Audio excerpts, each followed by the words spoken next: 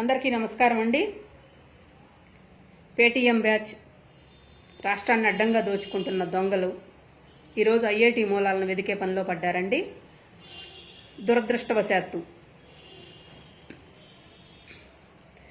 అక్కడ కమ్మవాళ్ళు ఎవరూ దొరకలేదు కాబట్టి చంద్రబాబు నాయుడు ఐఐటిని మేనేజ్ చేశారు అని చెప్పి పిచ్చికొక్కల్లాగా మురుగుతున్నారండి. అసలు ఐఐటి అనేది ఎక్కడుందో వీళ్ళకి తెలుసా అండి? ప్రశ్నాపత్రాలని లీక్ చేసి దొంగతనం చేసి పాస్ అయ్యి మేము ఫస్ట్ క్లాస్ స్టూడెంట్స్ అని చెప్పుకుంటారు వీళ్ళు. నేను రాసిస్తానండి 10 లైన్లు మించకుండా, దాన్ని చూసి తప్పులు లేకుండా చదవమనండి.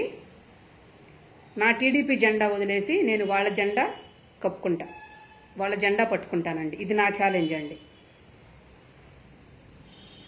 చూసి కూడా చదవటం రాని వీళ్ళు 40 ఏళ్ల రాజకీయ చరిత్ర కలిగిన చంద్రబాబు నాయుడు గారిని విమర్శించడం ఏదైతే ఉందో రాష్ట్ర ప్రజలందరూ గమనిస్తున్నారు, అర్థం చేసుకుంటున్నారు.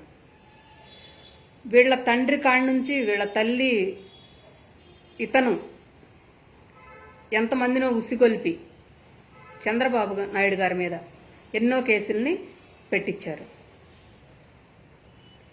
అసలు వ్యవస్థలను మేనేజ్ చేసే శక్తే ఉంటే ఆ రోజు ఈవీఎంలనే చంద్రబాబు నాయుడు గారు మేనేజ్ చేసి ఉండేవాళ్ళు. అలాగే నరేంద్ర మోడీ గారిని పట్టుకొని ఆయన్ని మేనేజ్ చేసుకొని మీకులాగా వెన్నుపోటు రాజకీయాలు చేసి ఉండేవాళ్ళు.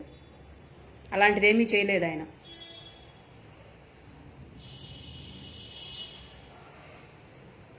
అసలు ఐఐటి ముంబైకి వచ్చిన వ్యక్తుల్ని మనం ఎవరూ పరిచయం చేయాల్సిన అవసరం లేదండి. వాళ్ళు ప్రపంచానికి అందరికీ తెలిసిన వ్యక్తులే, ప్రముఖ వ్యక్తులు, ప్రపంచానికి తెలిసిన వాళ్ళు వాళ్ళందరూ కూడాను. అసలు అలాంటి వాళ్ళు ఐఐటికి వచ్చారు అంటే దాని విశిష్టత, దాని ప్రాముఖ్యత ఏంటో తెలిస్తేనే వచ్చారు, లేకపోతే రారు కదండి. అసలు దీనికి స్పాన్సర్ చేసిన వ్యక్తులు బిజినెస్ స్టాండర్డ్ పత్రిక, స్టేట్ బ్యాంక్ ఆఫ్ ఇండియా అనే హేమాహేమీ సంస్థలండి. వీళ్ళు మామూలు వాటికి చెయ్యరు, అది కూడా అందరికీ తెలిసిన విషయమే. అయినా ఇంకా ఈ దుష్ప్రచారం చేయడం ఏంటో నాకైతే తెలియట్లేదు.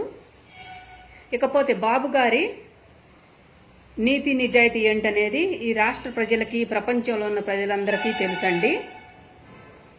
మీరు ప్రత్యేకంగా చెప్పాల్సిన అవసరం లేదు. మీకు ఇచ్చిన ఒక్క అవకాశాన్ని